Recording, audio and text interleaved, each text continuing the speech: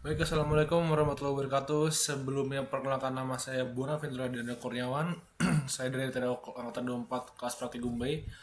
Kali ini saya akan menjelaskan terkait materi selanjutnya, yaitu embedded, yaitu Free RTOS di kelas middle, dimana yang merupakan level intermediate bahasanya. Nah, kita ngomongin middleware yang artinya merupakan lapisan perangkat lunak yang berada di antara aplikasi atau perangkat keras, yang dimana middleware ini bertugas membantu pengelolaan komunikasi, sinkronisasi dan akses peripheral sehingga aplikasi dapat berjalan lebih terstruktur dan efisien. Nah, pada level middle ini atau level menengah, FreeRTOS tidak hanya menjalankan task, tetapi juga mengelola interaksi antara task dengan berbagai peripheral seperti UART, I2C, SPI, ADC, dan juga DAC timer, teman-teman. Nah, saya pada penggunaan FreeRTOS middleware ini itu untuk mempermudah integrasi berbagai komponen, teman-teman, yang dimana dalam sistem embedded ini kan komponennya banyak. Nah, tujuan utama itu ada banyak, teman-teman, yang gimana dia bisa mengelola banyak task secara bersamaan, dia mengoptimalkan penggunaan dari CPU-nya itu sendiri, menghindari konflik akses peripheral, dan mempermudah komunikasi antar task, serta yang terakhir itu supaya bisa mendukung sistem real time yang lebih stabil, teman-teman. Nah, dengan kita menggunakan middleware ini, pengembang tidak perlu mengatur seluruh proses secara manual. Jadi benar-benar semuanya terintegrasi secara satu tanpa ada konflik yang bertabrakan, teman-teman. Nah, komponen-komponennya atau implementasinya itu biasanya kita ada di task yang harus kita semangat kerjakan, di mana unit pekerjaan yang dijalankan sistem, yang artinya ya kita bisa menentukan mana task yang harus dijalankan duluan atau prioritas yang mesti dijalankan. Lalu yang kedua ada scheduler atau pengatur task yang akan dieksekusi CPU. Ya, sebenarnya kurang lebih sama kayak prioritas task, cuman ini sistemnya menggunakan scheduler, artinya kita menjadwalkan mana nih yang task yang bakal dijalankan duluan dan yang tidak. Nah, yang ketiga ada QA, yang artinya ini media pengiriman data atau task, ya sesuai dengan bahasanya antrian ya. Lalu semapur ada mekanisme sinkronisitas dan juga mutex, mekanisme pengamanan resource yang digunakan bersama, dan interrupt handler, ini penghubungan antara EPRPL dengan task.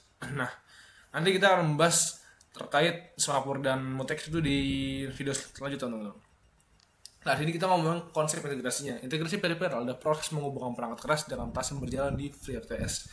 Contohnya kita ya seperti biasa kita menggunakan UART, I2C, SPI, ADC, DAC, timer, dan GPIO. Nah, peripheral itu nggak langsung di proses aplikasi, tapi biasanya melalui mekanisme interrupt dan juga task.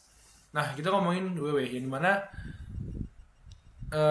digunakan sebagai media komunikasi antar task maupun antara ISR dan task. Contoh penggunaannya itu ada, misalkan kita ngomongin alur, dari sensor ngirim data, lalu dari ISR menerima data dimasukkan ke Q, lalu task pengolahan itu diambil data dari Q. Nah, keuntungan Q ini, data lebih aman, mengurangi kehilangan data, mendukung multitasking. Nah, Q ini merupakan salah satu fitur yang paling sering digunakan dalam RTOS, teman-teman. Nah, lanjut ke ngomongin semapur digunakan untuk sinkronisasi antar task, dimana contoh task pembacaan sensor menunggu proses ADC selesai. Nah, ketika ADC selesai itu interaktif, IIS memberikan semapur dan task sensor lalu dijalankan. Nah, di sini kita berbicara tentang mutex, yang mana pada mutex itu sistem multitasking terdapat beberapa task yang ingin diakses dengan peripheral sama teman-teman. Nah, contohnya itu task monitoring menggunakan UART, task logging juga menggunakan UART. Nah, tanpa pengamanan atau tanpa mutex ini itu dapat sering bertabrakan, teman-teman. Nah, makanya mutex ini bakal digunakan untuk mengunci resource, mengatur hak akses dari resource itu sendiri, lalu mencegah konflik penggunaan peripheral. Pada sistem yang kompleks, mutex menjadi komponen yang sangat cukup penting, teman-teman. Nah, itu mungkin penjelasan yang bisa saya sampaikan pada di awal, intermezzonya. Sekarang kita akan masuk ke praktikumnya untuk penjelasan terkait supaya lebih paham dan lebih detail terkaitnya. Oke, kita masuk saja ke praktikumnya. Let's go. Ya, seperti biasa di awal program kita mengincludekan library-nya, lalu kita mengkonfigurasi pin-nya, definisi untuk DAT-nya, definisi untuk I2C LCD-nya, dan juga untuk SD card-nya. Dan di sini penting, teman-teman, karena di sini kita mendefinisikan prioritas dari ketiga task-nya, di mana kita menaruh prioritas paling tinggi. Untuk itu LCD-nya, LCD ini kita akan taruh sebagai task prioritas paling tinggi, di mana kita definisikan dengan angka 3. Lalu untuk yang kedua, task paling sedang alias nomor 2, kita definisikan dengan nomor 2. Lalu yang terakhir, task priority SD card-nya, di mana ini ditaruh paling rendah alias kita menaruhnya dengan angka 1. Nah, di sini ini untuk men-settingkan LCD-nya. Jadi kita menggunakan 3F, X3F. Lalu di sini untuk pointer agar program bisa nge-detect LCD-nya. Di sini buat objeknya kita menggunakan objek dari DAT-nya, kita menggunakan data semapur handle. Lalu di sini kita langsung menggunakan untuk fungsi floatnya, fungsi bool-nya, dan juga fungsi address-nya. Nah, di sini kita masuk aja ke bagian I2C-nya. Di sini kita menggunakan fungsi bool lalu void scan untuk mendefinisikan error apakah nanti bisa di-detect untuk LCD-nya. Lalu di sini menggunakan fungsi if else juga.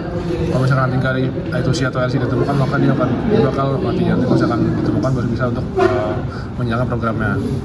Di sini kita menggunakan fungsi void juga untuk LCD helpernya, dimana untuk menampilkan pesan-pesan dari LCD-nya kita menggunakan fungsi if, dan juga beberapa else if, dan juga menggunakan delay supaya nanti ketika pergantian tas itu bisa di-detect oleh LCD-nya dan bisa terlihatan tas apa yang sedang dijalankan. Di sini ada untuk perstabilan dari delay dari LCD-nya sendiri, seperti print-nya, seperti address-nya seperti apa. Jadi kita melakukan delay 2 detik. Nah, ini untuk return-nya kita masuk ke bagian control-nya. Nah, di sini ini penting karena ini bagian dari modul hari ini, di mana ini LCD task, di mana untuk menentukan prioritas paling tinggi. Nah, di sini sebenarnya yang pendefinisian prioritas paling tinggi itu di atas, cuman nah ini tuh supaya nanti bisa tetap tampil di LCD tas apa yang sedang dijalankan, tas mana yang lagi menjadi prioritas paling tinggi. Nah, ini di sini kita menggunakan if, yang dimana ini if tadi kita sudah mengintegrasikan bahwasannya nanti tas prioritas pertama itu ada di LCD terlebih dahulu, lalu kita menyurutkan ke DHT22 ke SD card 1.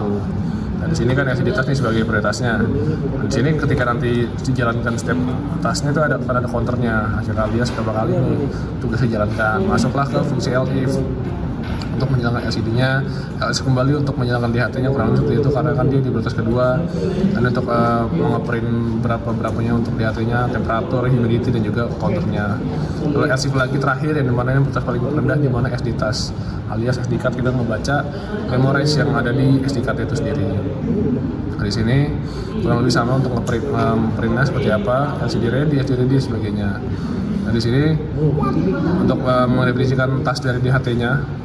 Nah, ini kurang lebih sama untuk fungsi temperatur, humidity, dan sebagainya. Untuk nge-print nantinya ketika udah mengambil data sensor, berapa temperatur dan berapa humidity-nya, juga berapa kali mereka sudah mendeteknya. Nah, di sini bagian untuk DHT-nya sekarang kita masuk ke bagian terakhir alias prioritas paling rendah. Di SD card, di sini kita mengecek berapa sih memori yang terdapat pada SD card itu sendiri, apakah bisa dilihat seperti SD-nya aman apa tidak.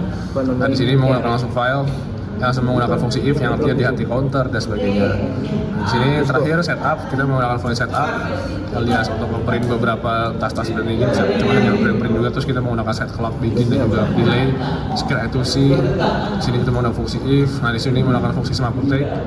Nah, ini untuk mendefinisikan DHT-nya kembali. Terus ketika nanti program berjalankan maka akan mengambilkan RT starting, memprint kreativitas dan sebagainya. Nah, di sini kita menggunakan baud rate 4096. Nah, di sini untuk upload speednya untuk setiap tas yang ada di sini kita menggunakan LCD tas yang menggunakan 4096, DHT juga, dan juga SD juga. Nah, di sini masuk ke void juga supaya terjadi terus-terusan. Nah, ini terakhir semua tas seperti ini. Sekian. Belum sekian.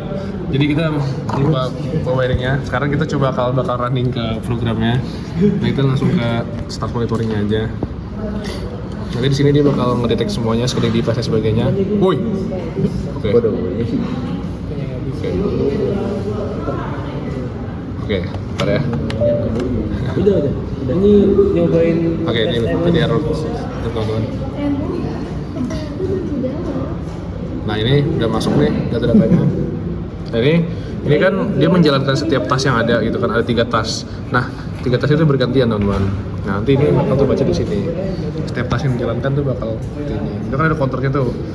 Berapa kali dia 12 baca DHT, baca SD card, terus baca sistem status dan sebagainya, tas dan sebagainya. Nah, oke, sekian, terima kasih. Oke, seperti biasa sekarang kita akan masuk ke program bagian interrupt, bagaimana kita akan membaca suhu menggunakan DHT22. Lalu kita akan menggunakan PB atau push button sebagai interrupt, nantinya LED-nya digunakan sebagai indikator interrupt-nya. Lalu tetap menggunakan LCD-nya untuk indikatornya. Sini menggunakan default library-nya untuk mendefinisikan library-nya untuk setiap komponennya. Lalu seperti biasa konfigurasi pin-nya, DHT untuk I2C LCD juga push button-nya kita menggunakan 15, LED pin kita menggunakan 2, hasilkan DHT-nya, light kristalnya, dan kita menggunakan DHT22 untuk tipenya. Untuk LCD kita menggunakan 0x27, untuk 16 dan juga 2. Lalu kita menggunakan fungsi float untuk temperaturnya, humidity-nya, dan juga ball untuk delta value-nya. Ini buat button ICR-nya menggunakan fungsi if, nanti akan menggunakan fungsi debounce, interrupt flag. Lalu di sini kita menggunakan fungsi-fungsi untuk mendisplaykan dari bagian LCD-nya seperti biasa, nanti untuk menentukan temperatur, menentukan humidity-nya, dan juga menentukan error atau enggaknya. Lalu sini LED-nya nanti bakal bisa kelihatan di LCD-nya apakah dia on apakah off, karena nanti untuk mengindikasikan interrupt-nya maka dia akan on, tapi ketika interrupt sudah diselesaikan maka dia akan off. Nah, kalau misalkan nanti interrupt sebagainya itu akan diindikasikan sebagai normal. Ini untuk LCD interrupt display, nanti ketika di interrupt maka akan display kayak program interrupt seperti itu. Lalu untuk setupnya kita menggunakan float setup seperti biasa, serial begin. Untuk output pin-nya juga allow-nya kita menggunakan input pull up, untuk push button-nya, untuk wiring dan actuation-nya menggunakan SDS-nya seperti biasa. Lalu ini kita menggunakan delay 1,5 detik. Sini kita menggunakan fungsi di hati begin-nya, atas interrupt, terus button ESC juga falling. Nah, di sini untuk menggunakan menampilkan show normal, untuk menampilkan kondisi normalnya. Nah, di sini kita menggunakan void loop juga untuk berulang-ulang, karena kita menggunakan counter untuk setiap pembacaan suhunya. Kita menggunakan fungsi if. Lalu di sini kita print juga. Kalau misalkan nanti tombol atau push button ditekan maka dia akan menjadi interrupt. Nah, interrupt ini bakal diindikasikan melalui LCD-nya. Nah, ini fungsinya untuk menampilkan di LCD-nya. Lalu di sini menggunakan fungsi if.